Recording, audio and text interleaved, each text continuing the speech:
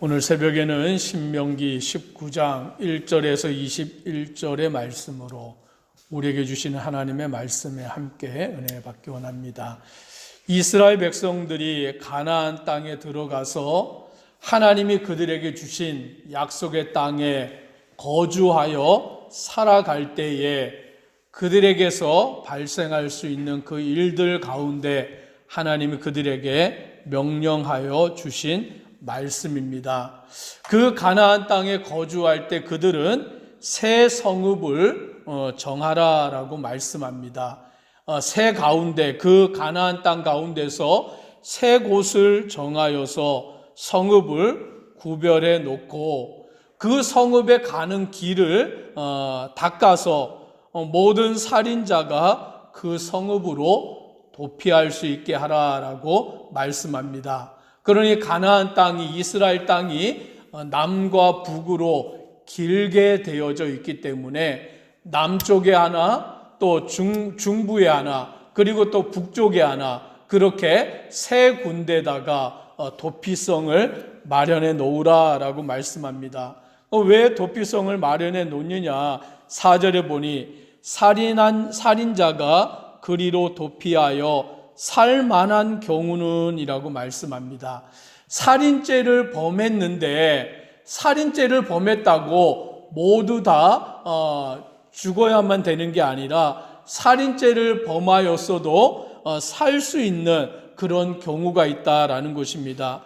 그런 경우는 이러하니 곧 누구든지 본래 원한이 없이 부지 중에 그의 이웃을 죽이니라고 말합니다. 즉 고의로 살인을 한 게 아니라 작정하고는 내가 저 사람을 죽여야겠다라고 살인죄를 범하는 것이 아니라 고의성이 없는 부지 중에 실수로 그 사람을 죽이는 경우가 있는 것입니다.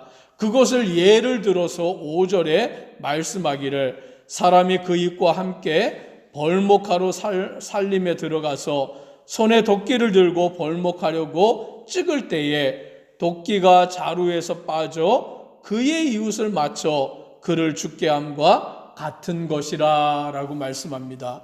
실수인 것이죠. 이거는 고의로 살인죄를 범하는 것이 아니라 작정하고 그 사람을 죽이려고 하는 것이 아니라 어떻게 하다 보니까 잘못해서 실수로 상대방을 죽게 만든 그와 같은 경우에는 그 사람이 도피성으로 피할 수 있다라는 거예요. 그러면 도피성으로 피하면 그 사람의 생명을 보존하는 것이다 라고 오늘 하나님이 명하여 주시는 것입니다.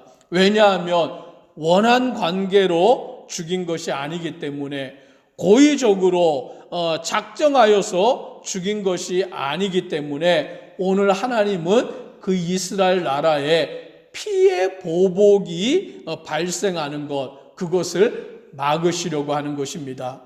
어떠한 사람이 죽게 되면 그 일에 대하여 그 가족들이 원한을 가지고 복수심을 가지고서는 그 사람을 찾아가서 또 그 사람을 죽이게 되는 일이 벌어질 수 있기 때문인 것입니다. 그래서 이런 피해 보복이 이스라엘 나라 가운데서 발생하는 일을 하나님은 막기 위해서 고의적인 살인이 아니면 부지 중에 실수로 누군가를 죽게 하였다면 그 사람은 도피성으로 피할 수 있고 도피성으로 피하면 그 사람의 생명이 보존이 되는 것입니다. 그냥 보존되는 것은 아니고 재판을 받아야 하는 것이죠. 그래서 재판을 받아서 이 사람이 고의성이 없다라고 한다면 그 사람의 생명은 보존이 되는 것입니다. 그래서 그 세 성읍을 구별하는데 7절의 말씀에 보면 세 성읍을 너를 위하여 구별하라 라고 말씀하는 것입니다. 즉 그 말씀은 누구든지 이러한 일을 겪을 수 있다라는 거예요. 고의적이 아니라 부지로 실수로 나도 다른 사람을 죽일 수 있기 때문에 그러면 도피성으로 피하여서 생명을 보존하는 일, 즉 이 일은 너를 위하여 구별하는 일이다. 이스라엘 백성 모두를 위한 일이다 라고 하나님이 말씀하여 주고 있는 것입니다. 그러면서 뭐라고 하시느냐, 너희가 그 이스라엘 땅에 가서 지경을 넓히게 되면, 즉 이스라엘 그 가나안 땅을 차지해서 그 땅이 더 넓어지게 되면 이 도피성을 세 군데만 두지 말고 또 다른 곳에다가 세 군데를 더 만들어라. 그래서 도합 6곳의 도피성을 만들라라고 하십니다. 그래서 그 나중에 보면 이스라엘 땅에는 그 요단강을 기점으로 해서 동쪽에도 세 군데, 그리고도 또 서쪽에도 세 군데, 그래서 총 6군데의 도피성을 만들어 놓게 되는 것을 보게 됩니다. 이 일을 통해서 하나님은 억울한 일을 당하지 않게 하시고, 또 무지한 가운데서 흘린 피에 대하여서 하나님은 보복하게 하지 아니하심으로 이스라엘 땅 가운데 피의 보복이 넘쳐나지 않게 하시는, 오늘 그 이스라엘 나라 가운데서 복수심에 불타서 누가 누구를 실수로 죽였으면 또 그것에 대하여 누가 그것을 원한을 가지고 또 보복하는 그런 일이 그 땅 가운데서 일어나지 않게 하시는 하나님의 긍휼의 은혜를 우리는 목격하게 되는 것입니다. 그러나 반대로 11절에 보면 이렇게 말씀합니다. 11절을 같이 한번 읽습니다. 그러나 만일 어떤 사람이 그의 이웃을 미워하여 엎드려 그를 기다리다가 일어나 상처를 입혀 죽게 하고 이 한 성읍으로 도피하면, 이 사람은 다른 사람을 미워하는 거예요.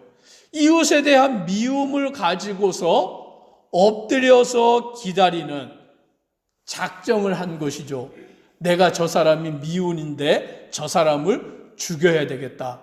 그리고는 그 마음에 작정을 하고 기다리다가, 엎드려 기다리다가 그 사람을 만나서 상처를 입혀서 죽게 하는, 이것은 고의성을 말하는 거예요.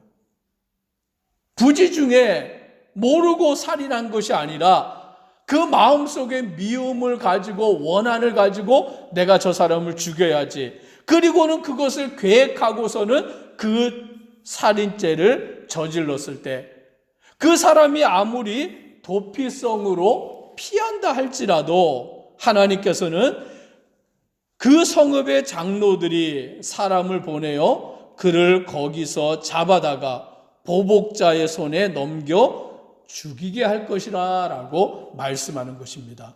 그를 그냥 도피성에 내버려 두는 것이 아니라 그 사람을 거기서 잡아다가 보복자의 손에 넘겨서 죽게 하는, 이것이 하나님의 법인 것을 말씀하는 것입니다.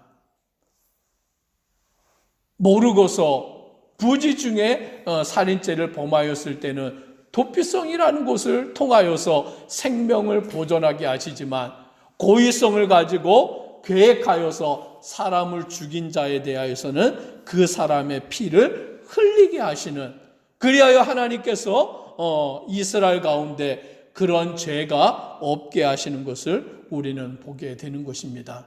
즉 하나님은 이스라엘 백성들을 하나님의 공의 가운데서 다스려 가십니다. 그리고는 14절에서는 또 그 땅을 차지할 때에 조상이 정한 내 이웃의 경계표를 옮기지 말지니라 라고 하여서 하나님이 이스라엘 백성들에게 그 가나안 땅을 주시고 그 땅을 지파별로, 그 사람들의 가족별로 살아갈 수 있는 땅을 그들에게 주시는 것입니다. 그런데 그 땅을 주시는데 어떤 사람들이 그들의 경계표를 함부로 옮겨버린다면, 즉 이 말은 그 땅을 빼앗아 버리는 것을 말하는 것입니다. 그러면 하나님께서 그것을 기뻐하지 아니하시는 일이다 라고 말씀하시므로 하나님이 정하여 주신 대로 그들이 그 가나안 땅에서 기업으로 얻은 그 땅들을 그들이 차지하여 살아갈 수 있도록, 즉 이것은 그들의 생계와 관련이 되어져 있기 때문에 하나님이 그들에게 이와 같이 명령하여 주시는 것입니다. 그러면서 이제 15절부터는 위증에 대한 것, 증인에 대한 것을 말씀하는데, 어떤 사람이 악에 관하여서, 죄에 관하여서 그것을 재판할 때에 그 재판은 한 사람의 증인, 그 한 사람이 말하는 것만 가지고 판결을 내려서는 안 된다라고 말씀합니다.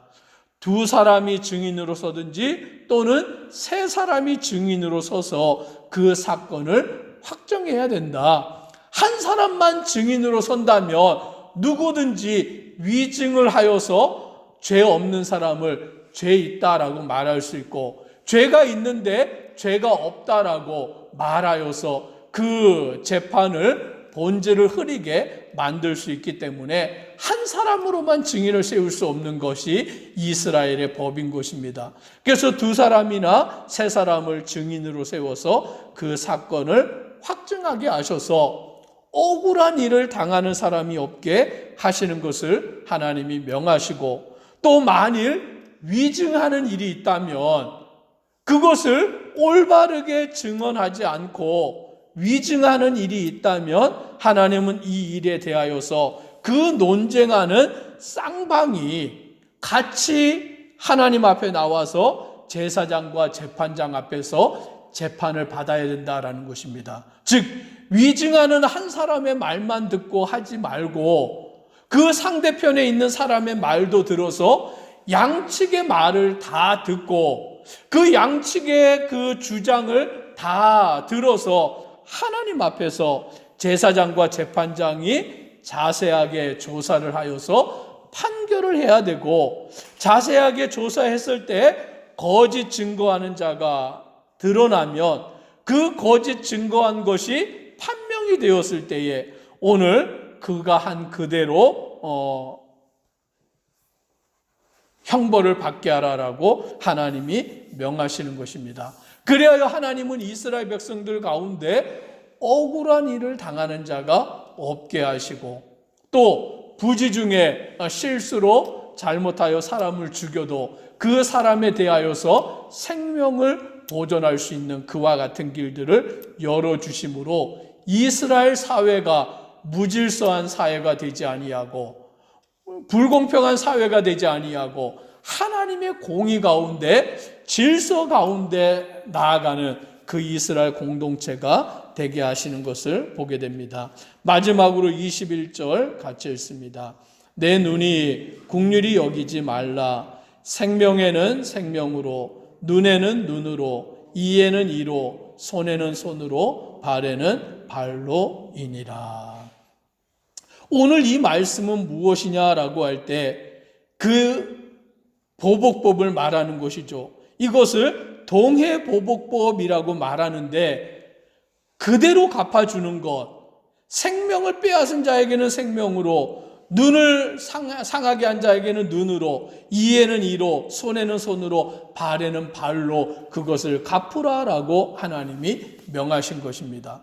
그러나 이것은 왜 이렇게 명하셨느냐? 바로 지나친 보복을 피하고 정의사회를 구현하기 위한 하나님의 방법이었던 것입니다. 즉 어떤 사람이 손으로 잘못을 저질렀는데 누군가 그것에 대하여 원한을 가지고서 보복하는데 손만 상하게 하는 것이 아니라 손과 다리를 상하게 만드는 경우도 있어요. 또는 생명까지 잃게 하는 경우가 있는 것입니다. 그렇게 하지 못하도록 하나님이 정한 것이죠. 손으로 잘못했을 때는 손만, 발로 잘못했을 때는 발로만, 눈으로 죄를 지었을 때는 눈으로만, 그것을 하나님이 정하여서 그 이상 지나치게 보복하는 일은 이스라엘 사회 가운데 이루어지지 못하게 하시는 것입니다. 그래서 오늘 하나님의 백성이 하나님의 말씀과 하나님의 공의대로 살아가게 하시는 것을 보게 됩니다. 우리는 이 말씀 가운데 하나님의 뜻을 깨닫고 우리를 향한 하나님의 긍휼하심과 은혜를 기억하며 주님의 뜻을 따라가는 믿음의 성도 되기를 소망합니다. 기도드리겠습니다.